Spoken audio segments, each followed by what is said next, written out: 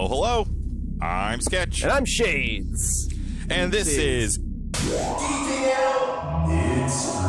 Welcome back, everybody. Welcome back, Shades. Welcome back, Sketch. Thanks for joining us on another pit stop, another Geeking Out Midstream. Hope you're all hanging in there. We hope you're well. We hope you're safe. We hope you've been able to do something with your hair. Yes, that's the important thing.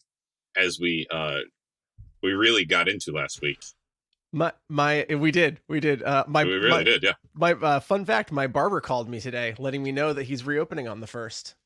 I'm gonna wait it out a little bit longer, but right. Yeah, there's hope for those of you yet who have run out of toilet paper and hair gel. There you go. The world. The world marches on. So, guys, if you are joining us, quote unquote, live, then you just listened to a big episode. Oh my goodness! Fun episode, jam packed with Harley Quinn. Yes, we unpacked the series and the Birds of Prey movie. We were joined, very special guest Zara Fuzzle. Thank you so much for being our guest, Zara. And truly a lot of fun talking to her. She brings always so much fun. A certain energy and positivity that I don't often get to speak to in this podcast. So thank you, Sarah. Yeah. Thank you for brightening the airways. Thank you for keeping this thing on the rails and giving Sketch someone positive to talk to. And honest to goodness, you and I, we talk as fans of these things, right? And Zara is also a fan, but she's also we can't deny that she's in it in a way that we are not in it, right? And it is fascinating to hear. It's it was so interesting to listen back and one of the benefits of these COVID times is like also being able to watch back while I'm editing. And it's interesting, like you and I both like almost fanning and then pulling back like no, don't go there. Just like going into the fillers, like I could listen to those stories all day. I'm just so fascinated, like whenever we get like a behind the scenes tidbit. And we got quite a few of those. Longtime listeners, you can head over to our Patreon and hear an additional half hour of our conversation with Zara Fuzzle, who was kind exclusive enough to, footage. Audio. You call it. Exclusive audio is not footage? No. Only video is footage? I believe so, yes. What do you call audio content then? Tape. Oh, exclusive tape. There you go. Even though I think, fun fact, no longer any tapes used? No tape. No, all digital. Okay. It's like hanging up the phone and rolling down the window. Yep. And going out to see friends. All just... Too soon, Sketch. People don't know what those idioms mean anymore. Wow, that one hurt. That one hurt. So soon, Sketch. Anything to add, take back about Harley? Just a moment of clarity, actually. Okay. And we talked about like what I can't remember whose big question. We talked at length about how Cassandra Cain swallowed that diamond. And how you've done some research. No, just in thinking about it. Clearly Harley was already in possession of the diamond before they went into the restaurant. Okay. That was a ruse. You think so? Yeah, that was like the setup to get her out of there. But Cassandra still ate the diamond at some point. Like, did she or didn't she? I'm wondering if she ever actually ate it or if it was just also stuffed in that cast. Well, it's possible. And once again, Harley is the one telling the story. So exactly. She's an unreliable narrator. She can be as gross as she would like to be. But, she's the one telling the story. Exactly. But my hot take at this point is that Harley was in possession of the diamond before they went into the restaurant. It was just too quick. It was all just too quick. It was quick. See, the way I watched it was I still thought she had the diamond in her gut, and I just thought they stepped out the back. The diamond hadn't necessarily made its reappearance yet. Gotcha. So I think you and I are saying the same thing. The bathroom scene. Yeah. It was a ruse. Not when. That's not when. Right. Harley became in possession of the diamond. Yes, either before or sometime after. But yes, the bathroom scene was a red herring, if you will. There you go. Hot take. Yeah. Hot take. Did I use that correctly? I think you did. Okay. Thank you. I don't think I have anything else. I mean, we got into it. We really got into Harley. We did. And in listening back, I don't think there was anything we didn't touch upon. And there's absolutely no take backsies on my nope. My part. I'm with you. The only thing I'll say is that season 2 of Harley Quinn is delivering in big ways. Okay. So I still haven't started season 2. I'm current. And I am excited and interested to see what happens next. Well, maybe that would I think that's a good segue. Bring us, right into like some big news from this week. Well, I mean, first and foremost, there I'll just say like the DC Universe service. I don't know what the point of it is anymore. We had the revelation that Harley Quinn is airing on Sci-Fi. Guys. Which is, I mean, that's just straight up bullshit. Guys. I paid for a year of service. It's supposed to be exclusive content. We have... It's starting to get embarrassing. Right. How much we defend DC when they do this shit to us. Right. And it's still my comic universe. Like, I appreciate Marvel, but it's still my comic universe. I think it's the world and the stories and the characters that we're defending, but the real world, DC as it exists in our dimension, they're the villains of Stop it, guys. It's getting so hard to say positive things about the DC universe. It's getting hard to defend you. It's embarrassing, right? So we're, of course, talking, for starters, about... Since our Harley episode came out, I realized that Harley, according to my TiVo, which alerted me that, hey, this might be a show you'd like to watch. The Harley Quinn animated series is playing on Sci-Fi. So if you have cable, there's... It airs at midnight. Exclusives that's out there. And then the other big news to come out this week, of course. Hashtag the Snyder Cut is real. The Snyder Cut is real. Holy shit, Sketch. Is being released in 2021. And I know what you're thinking. You're thinking, hey guys, the DC Universe flagship movie that ties together the entire DC universe, truly a remarkable marketing ploy on DC's part to bolster sales of the DC universe streaming. Yeah, you would think exclusively available on the DCU service app, whatever the fuck it is. You can't watch it on PlayStation. The fans have been asking for it. Let's give it to the fans. Where are the fans? They're on our exclusive streaming content. No. HBO Max will air exclusively on HBO Max. In what I can only describe as a Lex Lutherian fuck you to the fans.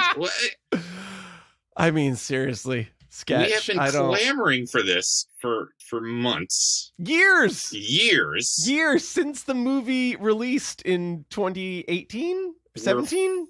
When did it come out? 2018. Getting it. And no, 2017. And we're not even getting we're not getting it. Well, what the fuck, guys? This isn't cool. Oh my god. I don't know. Listen. I was privy to a email communication that Shades had with the DC streaming customer service, and kudos to you, sir. I think you put it very well. It's Thank feeling you. like a one-sided relationship.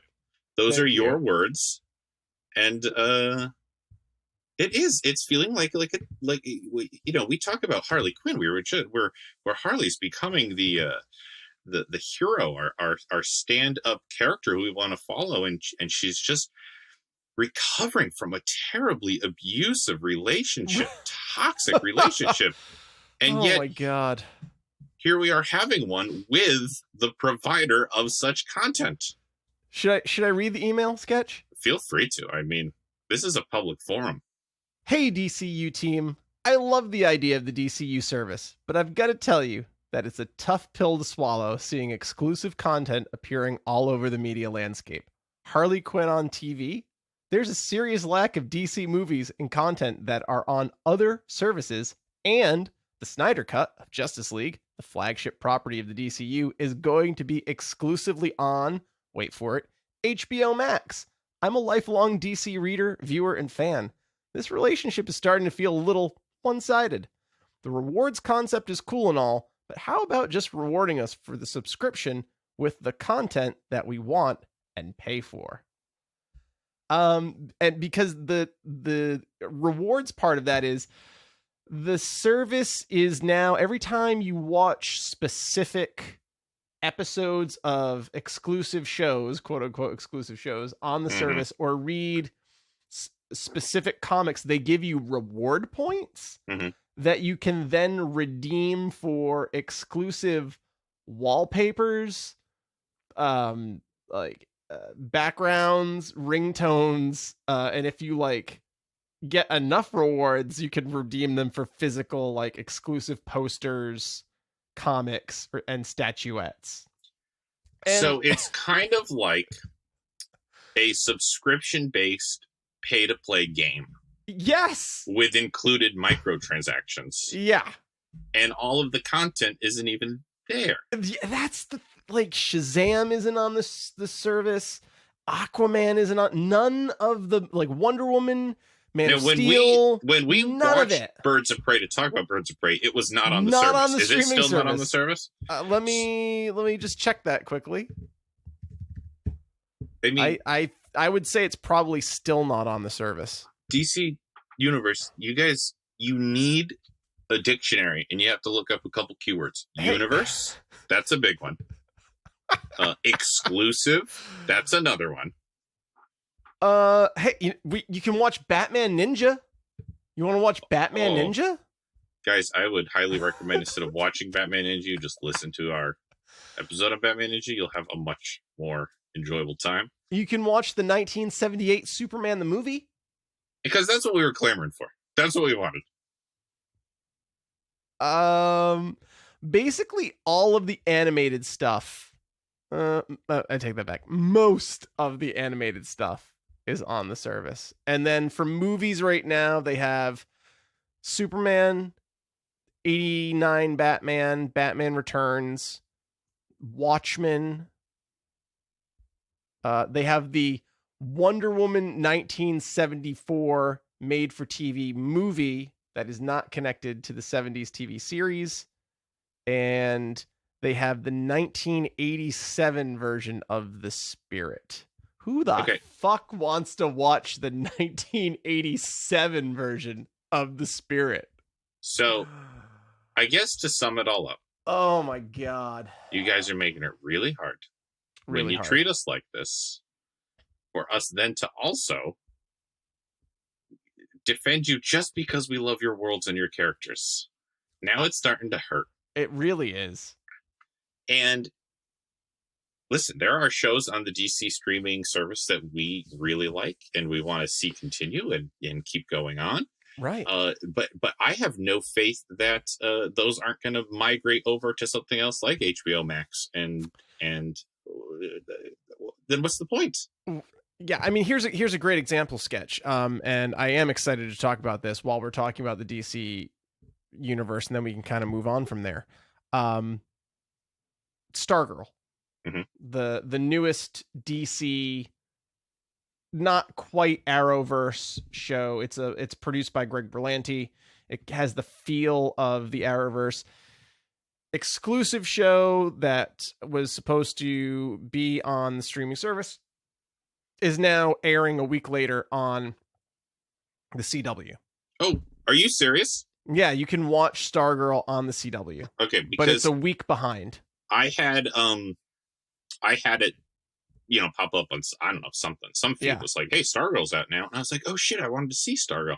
But here's the thing: that was only like days after I found out about the Snyder Cut being on HBO Max, and I was like, "Well, fuck DC streaming!" Like, I can't even get excited about these things because if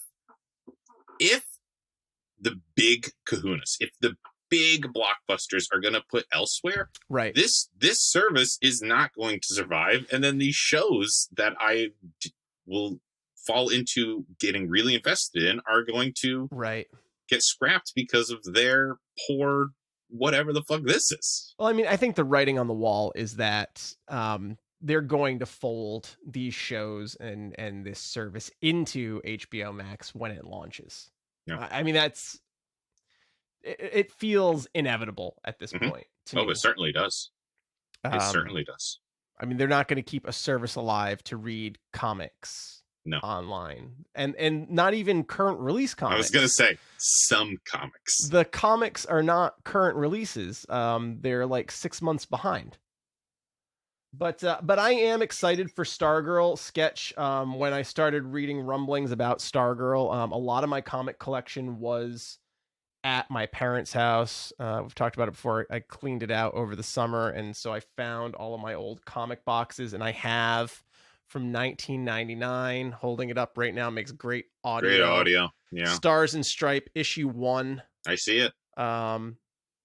Really cool story. By Jeff Johns, Lee Motter, and Dan Davies, who kind of Rebirth has kind of become the thing in DC now, but they breathed new life of the Golden Age, Justice Society into mainstream comic continuity. This was post Zero Hour and post Crisis, where all of the worlds had kind of fallen in on this one Earth, and they folded all continuity in, and some characters just came into the Bronze Age, the current age of comics at the time, and some characters got reimagined.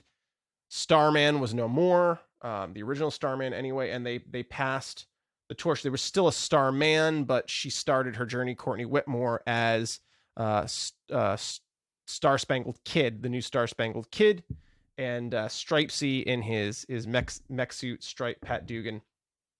It was original creation. It was very new. It was very different from how they were telling stories in comics at the time. And what's really cool about the Stargirl show is Jeff Johns is now like the Kevin Feige of the DC universe to Marvel. He's like the creative TV consultant whenever they bring comics into the mainstream. And he created this character, Courtney Whitmore. He's the showrunner, and he's the writer of Stargirl. So the story that they're telling feels really authentic to the story that they did in the comics, and I think has improved upon it in real ways. I think Courtney Whitmore is a much more likable character. Luke Wilson as Pat Dugan is just great flipping casting, and the effects are it's very impressive. I'm very excited for this series. I'm a little too old for the target demographic now of the kind of stories they're telling, but it's never stopped you. It's never stopped me before, and I think it's just really great storytelling, and it's just fanciful enough to get like my inner comic kid excited, while also believing that this could be a pseudo reality. That it's close. It looks enough and feels enough like our real world, while capturing the fun and excitement that comes along with finding out you have superpowers. Yeah. Unlike some of the other Arrowverse shows that we've gotten in the last couple of years, or as the Arrowverse has changed. Well, I'm excited to hear it's on CW because honestly, I am no longer, with the exception of very few shows that really I don't even follow anymore. I'm no longer in that boat of like, I need to see these right ASAP. I am more in a binge or fit in when I can kind of watcher now. And I am not always by my computer or have access to my tablet. I really don't like watching things on my tablet, if I'm being honest. I agree. I still like watching things on TV. And DC streaming still doesn't hook up to any of the things I have for my TV. It is shocking to me that they still do not have 2 years into their platform. We're just starting the second year of the platform. They still don't have a PlayStation app. Yeah. It is shocking to me that they're saying you have to have an Xbox if you want to watch this on a screen other than your computer or tablet. So I was initially bummed because I was like, I just can't get, I wanted to get into Stargirl. I was excited about Stargirl, but I just can't I can't put my heart into another DC streaming service show. You don't have to. And so now that I don't have to, I'm going to set the TiVo and I'm going to start picking that one up because when we got that little taste at the end of Arrowverse, I mean, all it was basically a still. Yep. But I was like, ooh, Stargirl's coming. It's good. It's really top notch. I think they stepped up the production value and the storytelling, and I'm excited. So, before we move on from DC, just Sketch, how excited are you for the Snyder Cut? Oh, I'm very excited. I mean, and did you see they're talking about like a 6-part series, like breaking it up into 6 installments? Would be cool. I think it's brilliant. I mean, I'm certainly definitely to the point now where I much prefer like a really good planned out series to a movie. I mean, just look at like the Star Wars universe and what they've been able to do with Mandalorian and the last season of Clone Wars that they were not able to do in a quote unquote planned series of movies. Right. So I think that would be the smart way to go.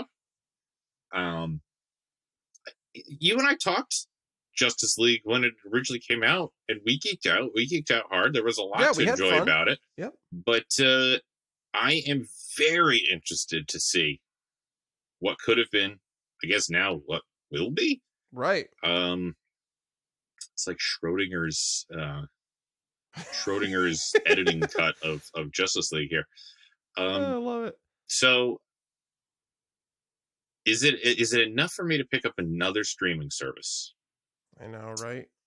I don't know. I mean, here's the thing. What's cool about it being on HBO Max, I'll say, is like you can add that onto your Amazon for a month. So you can. Yeah, you can add services on through Amazon and turn them off, and oh well, that's excellent. You know what I mean? So it's like oh, well, then you're just upping my excitement for a lot of things. You told me that Stargirl, I don't have to watch it through DC streaming, and you're telling me I can still watch my Snyder Cut without having to, sell another chunk of my soul to another streaming service. All right, Sketch. We've been accused of being DC apologists before. We got to move on from DC. Wait, are we being very pro DC right now? Because we're just taking we're taking them to task, but we're spending a lot of time on. This is like just getting out away from it and just letting it all out because it just feels bad, man. It feels bad. It really does. And that's it. And if we change our tune soon, it's because Big DC Streaming reached out and they bought us. They were like, "Hey, have this subscription for life." Yeah. Even then, I'd still be like, "Can I watch it on my PlayStation?" Yeah, right. Do you get PS4 app yet? You brought it up. Should we dive into Mandalorian? Sure. Oh my god, Mandalorian. How such good news coming from Mandalorian. Star Wars kid. How excited are you? Oh, I'm very excited. I'm very excited. I will still say the news of Ahsoka and then almost immediately followed by the news of Rex making an appearance. Those were like the peak of my excitements. Everything else is still great news that I've been hearing. Well, wait, is Rex making an appearance, or did they just cast the actor to play Boba Fett?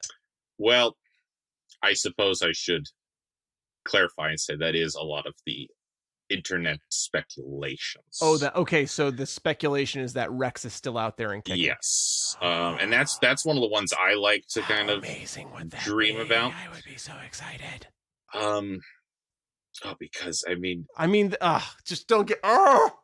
Their journey is so beautiful. Like, one of the things I've been talking about in real life with friends of mine is that I'm pretty sure in the entirety of the Star Wars universe now, like, Ahsoka and Rex are my top tier characters. Yeah.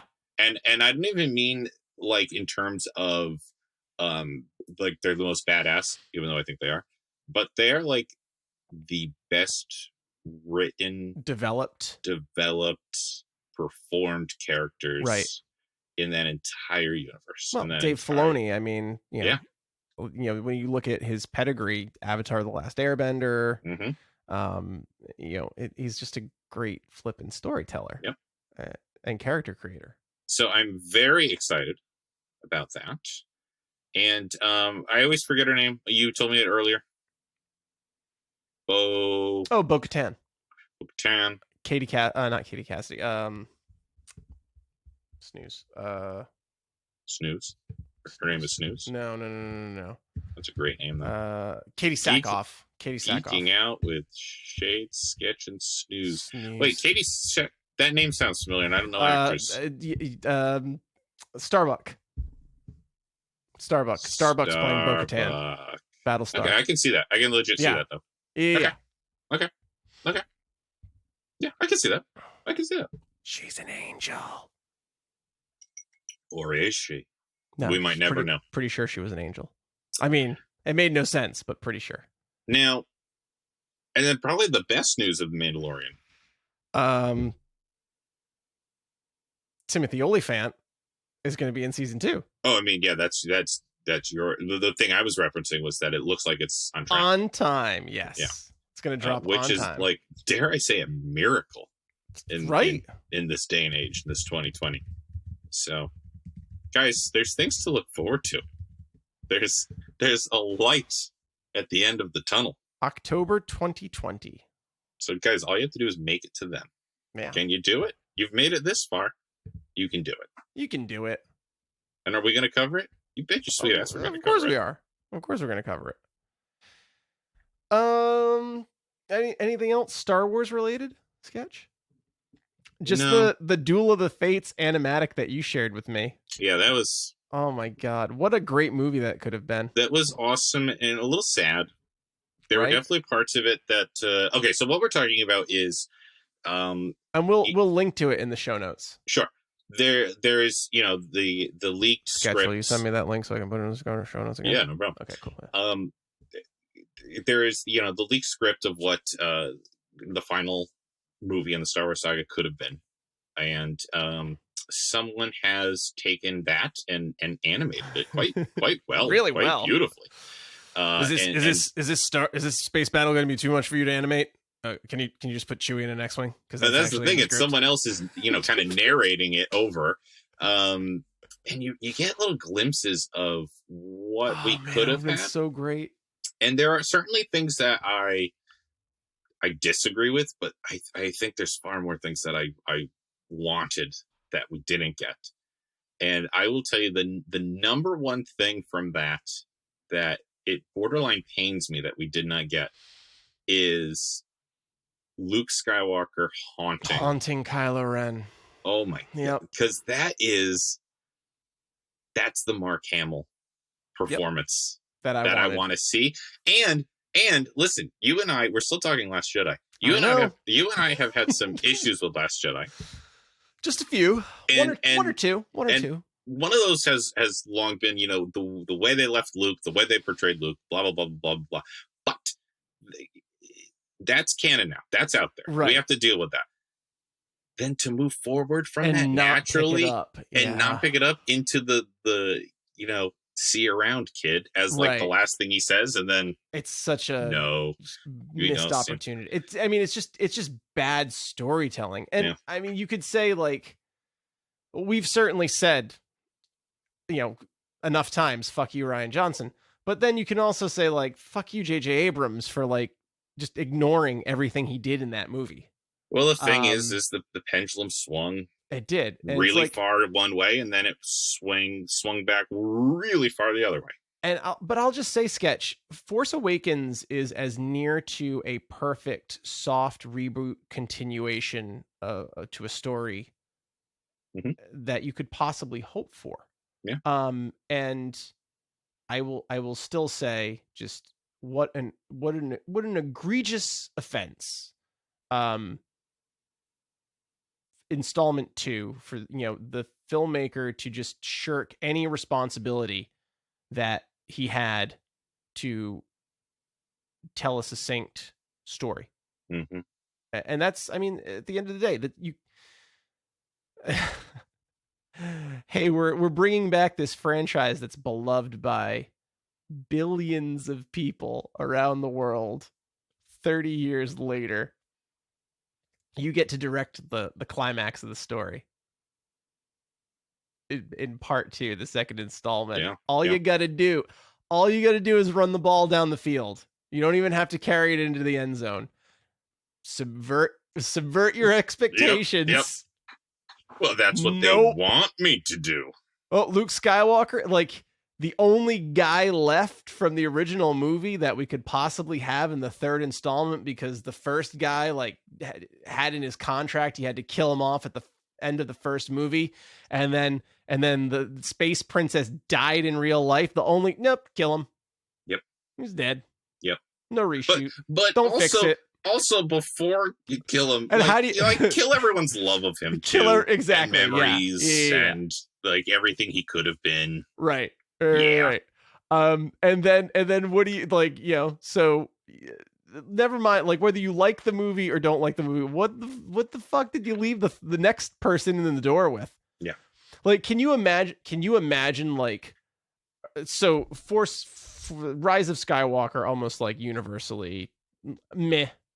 Can you imagine if they had got like some unknown or like up and coming like really really talented like savvy voice of her generation director to take on the third installment at that point? Like, can you just imagine the internet trolls? Yeah. And like would have been blamed for ruining Star Wars for all eternity. Yeah. Like what was I left with? Lando. They left me with fucking Lando. Yeah. Like that's it. That's all that was left. Lando and Wedge. That's what they had to work with. I love me some Wedge. I do love me some Wedge, but not enough to bring that trilogy home. And we'll leave Star Wars. Boy, this is like the dead horse episode because we're just like eating. But yeah, I will. Another thing I read recently online, which I was like, yeah, boy, that would have been amazing, is someone arguing that, and I think I did talk about this a little bit when we talked about one of the two. I'm sure you did. But talking about how Finn should have been the Jedi, or Finn at least should have been the Jedi. Yes. And one of the points they made, which I think they just made it so much better than I did whenever I attempted to do it organically, was that like, okay, would it have been yet another male Jedi when instead we could have had a female Jedi? Sure. But what the more interesting thing is that Rey was so much about Rey was her big difference was that she was a girl. Otherwise she was Luke Skywalker. Right. She was like a stranded kid who dreamed of something greater than her, and who the Force catapults into stardom, basically. Right. Whereas the story of Finn would have been a stormtrooper, the lowest of the low in the janitor. The janitor. He was legitimately the janitor inside the evil entity, inside the evil force that's taking over, breaking out, and then how much he could have done with like recruiting other stormtroopers and other Imperial or First Order sympathizers away from the organization, how much it would have driven Kylo Ren insane. This guy who is like so proud of his lineage that he has like his grandfather's molten skull on a pedestal. You're in no his bedroom. Skywalker. Yeah, that he just has like a lowly janitor stormtrooper who becomes his Force rival. Like that would fucking drive him nuts. Well, I'll just say could have been too amazing. that I agree 100% Sketch, but even if you don't go that route, Colin Trevorrow's original script, who is Rey? I mean, that's I can't believe that JJ didn't pick that up in the third installment. It's like, because he did borrow loosely so much else from the Duel of the Fates script that that Rey being the daughter of two of Luke's students, and that also then explains the difference in age in Kylo and Rey. I mean, the most bizarre fucking thing of the whole thing is that like JJ turns Kylo and Rey into a love story.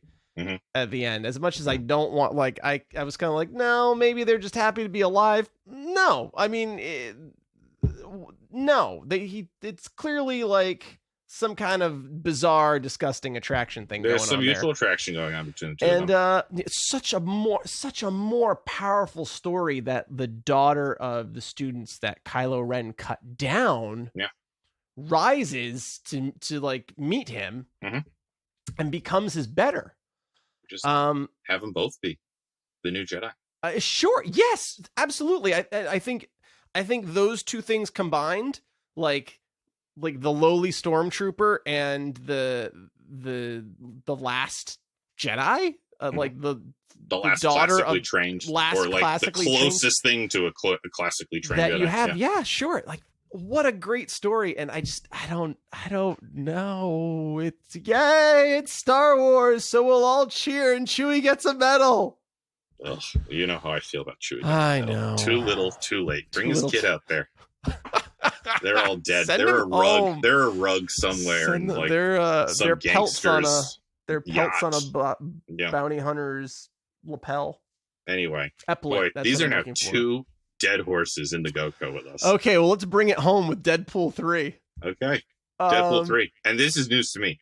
Rob Liefeld, creator of Deadpool, was asked recently about Deadpool 3, and he was a creative consultant on the first two, and he gave this like freewheeling, borderline offensive tirade about how Deadpool is dead at Marvel. They have no interest. If you look at their releases for the next 5 years, there's no Deadpool 3 in their slate. You know, Marvel Phase 4 is kind of wonky when you consider that like everything built over 10 years to like tell this story, and Phase 4 is Shang-Chi and the Ten Rings and Dr. Fate in the Multiverse of Madness. Pumped. Yeah, it's subvert your expectations. So Rob Liefeld, kind of really in an expletive laden tirade, just kind of like Disney has no interest in Deadpool. It's not slated. It's not in production. Ryan Reynolds has kind of said the opposite of that, and maybe that just means they're talking about it and trying to figure out where it fits, if it fits. There are certainly places in their release schedule, like they don't say what movies are coming out. They just say like 2023, there's a movie here. We don't know what it is yet. So that could very easily become Deadpool, because I don't think those movies take a particularly long time to make. You know what I mean? They're small scale, sure, comparatively to the rest of the Marvel universe. But thankfully, yeah, and that's a lot of the good about them. Just today, Rob Liefeld, he's launching his own podcast, and he posted art. This is the art. I'm going to share it with you right now. This is what he posted on Instagram Sketch. Screen sharing, man, it just really does add a whole new level. Here you go. Oh my! What do you think of that? Well, that is the art that he posted today, and it is, for those of you who can't see it, it is Deadpool holding Mickey Mouse by the tail, with a bullet hole in his head. Yeah, that you can see clear through. Yes. Boy, that is particularly tough for me because Watching a lot of Mickey in the house lately. So he is a Oh, living, breathing yikes. character. Sorry. Oh boy, that is traumatic. Sorry about that. God, you have a lot of tabs open. I do. I have a lot of tabs that I have to use. It's every like day. it's like playing 52 card pickup on your desktop. I know, so much wasted system memory. But so Disney kind of maintains like, no, Deadpool 3, it's a thing, and Rob Liefeld maintains that it's dead in the water. They won't be making it. Certainly, I mean, he probably won't be involved with the third Deadpool movie, but he also kind of has a history of being very controversial. He tried suing Marvel earlier in his career. You know, I think it's difficult when people create something, they feel ownership over that thing, and as a thing grows and changes and gets bought by multinational corporations, like, how do you assert your control over that thing or your ownership of that thing? But I certainly don't think Deadpool is dead. I think it'll be back in some form. It's a stupid business decision not to. Yeah. But it's just kind of what will that look like? How will it emerge? Will it be an actual third installment? Will they make the X-Force movie that was rumored before Disney bought Fox? You know, who knows what it'll be, but I don't think Rob Liefeld's helping the cause. No, I don't think he is. I mean, I wonder if like his thought is like, I'll just be so controversial that they'll have to make a third Deadpool movie just to shut me up. Like some kind of bizarre belligerent reverse psychology. Sure. I don't know. But yeah. So there's been a lot of Deadpool not news in the news lately. Not news. Yeah, I mean, there's no movie slated. Yeah, and that's the news. That's the news. There's, we should have a news stinger. We could have a news stinger. We could do that. So, guys, any other updates? I think that's the major news updates of this week. Finally, I thought we'd end on a high note. The We Bare Bears movie. I love We Bare Bears sketch. I've talked about this before. I love those three bears. Those three brother bears. Who are not brother bears. They're not even the same species of bear, but whatever. I think it's a great metaphor for our time that a panda, a grizzly bear, and a polar bear, I guess the grizzly and the polar bear are basically the same bear, but you get my point, can cohabitate and form a family unit. But the We Bare Bears movie is dropping on June 8th on demand streaming service. It'll cost you $15. I'll watch it, and then they're going to do a spin-off series following the baby bears. There you go. Baby bears. And I love that show. We Baby Bears. I'll watch it. I'll watch the shit out of that. I will still give it a shot. I just haven't gotten around to it. That's okay. You ever feel like you just can't get to everything? Yeah. Yeah. Yeah. Yeah. A lot of that lately. Yes, there is. But it's on Netflix Sketch, so you can get to it when you have the opportunity. That's nice. That'd be something fun to watch with Doodle. Yeah, because I'm sticking with the Netflix. Do enjoy the Netflix. Yeah.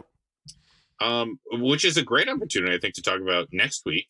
Yes. And the week after. Yes. Guys, are you ready for a little bit of a story? Are you all settled in?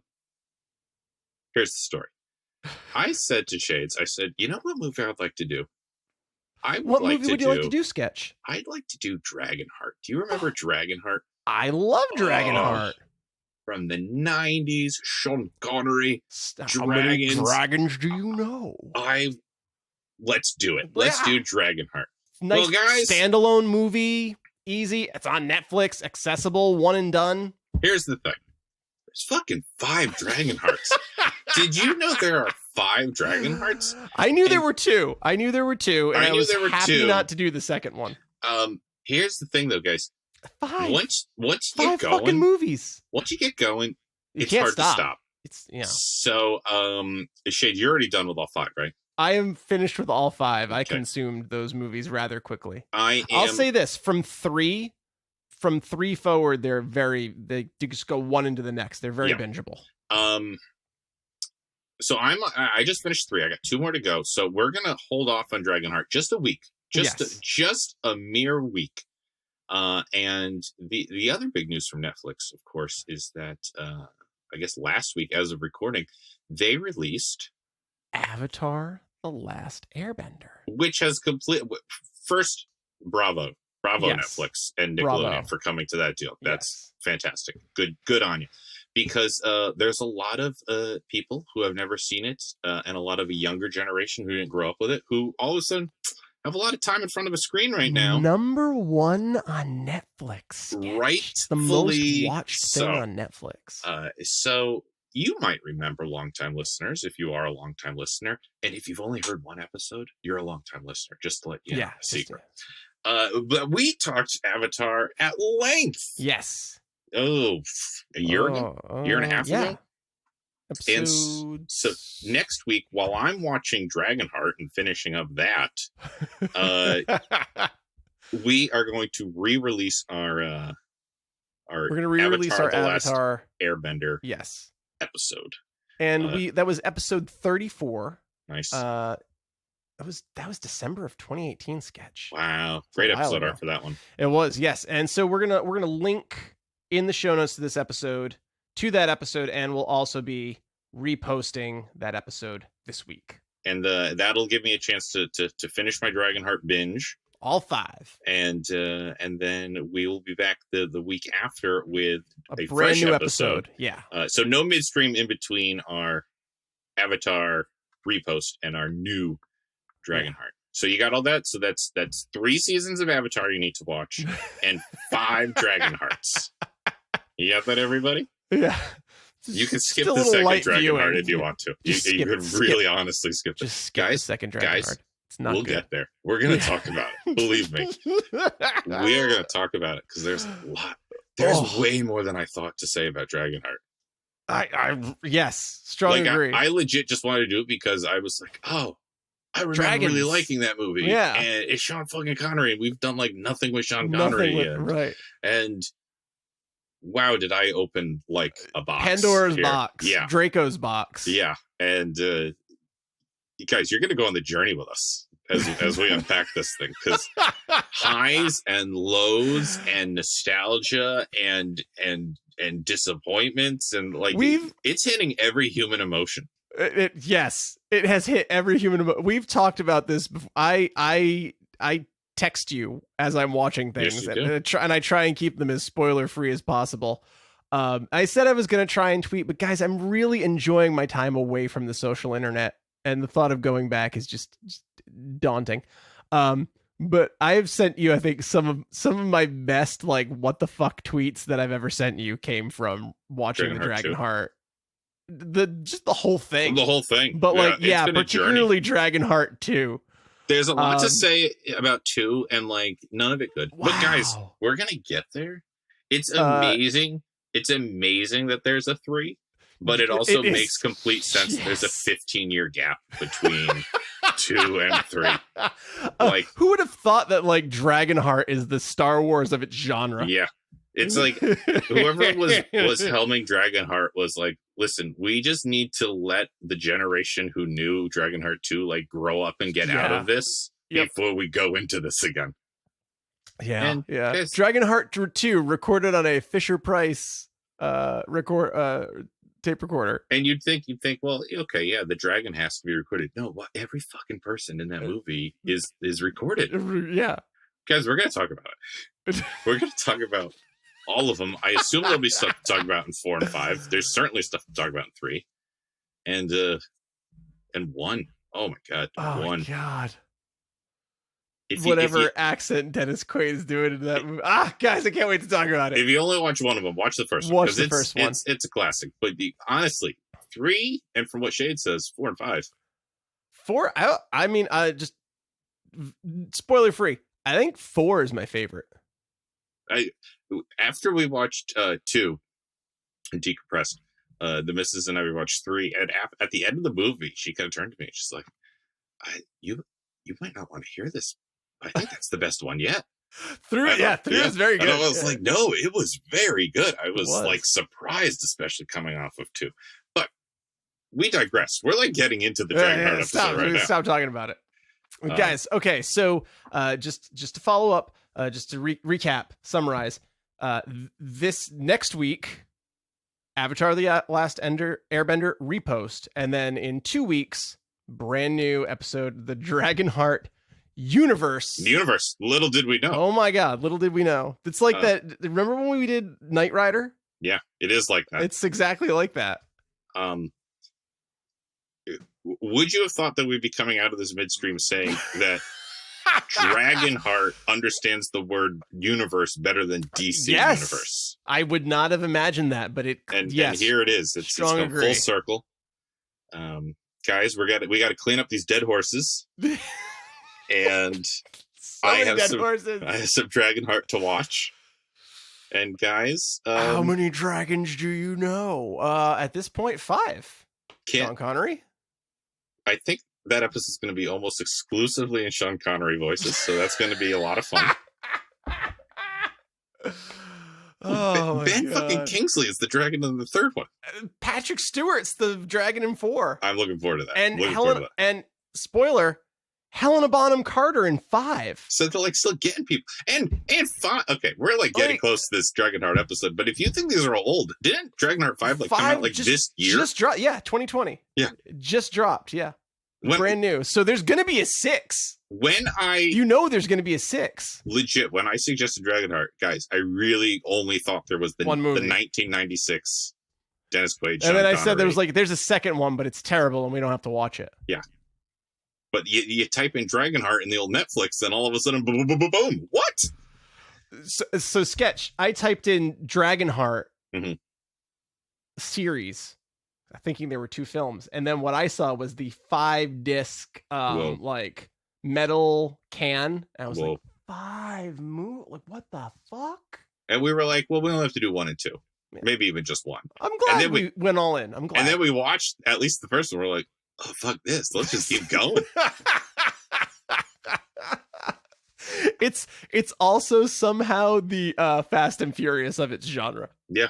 Because there's going to be so many comparisons. There's going to be so many comparisons when we talk Dragonheart. So get ready for that. And enjoy a little Avatar recap. If you are brand new to the show, welcome. Welcome, yeah. You know, we're the nice thing about the Avatar fandom is that it's not like, well, I've been here since the beginning. No, that's true, Sketch. Get away, posers. It's like, welcome, guys. We follow the teachings of Uncle Iroh. Yes. And yes, we're so happy that you can enjoy this, that you have access to such a beautiful thing. So yeah, enjoy your Avatar. Enjoy your Dragonhearts. Most of it. 4 out of 5 ain't bad. Yeah. And before we sign off, guys, I would just like to say welcome to all of our new patrons. Thank you so much to our longtime listeners who have slid on over to our Patreon, patreon.com/shadesansketch, and become supporters of the show and members of the Geeking Out Kids Club for adults who are basically still children. You can get your member welcome pack at our Patreon right now. Supplies are limited, and we are just 6 more patrons away from live watching Cats release the Butthole Cut. That will be on DC Universe. I bet it will. That one they're going to be like, clearly we got it for the fans. We got it. Yep. And guys, and one last thing, we're organic today. Thanks again, Zara, for joining us for Harley. Yes. Because again, a lot of didn't fun. have to do it, and we love geeking out with you. Thank you so much. And guys, and for all the rest of you, see ya. See you next time.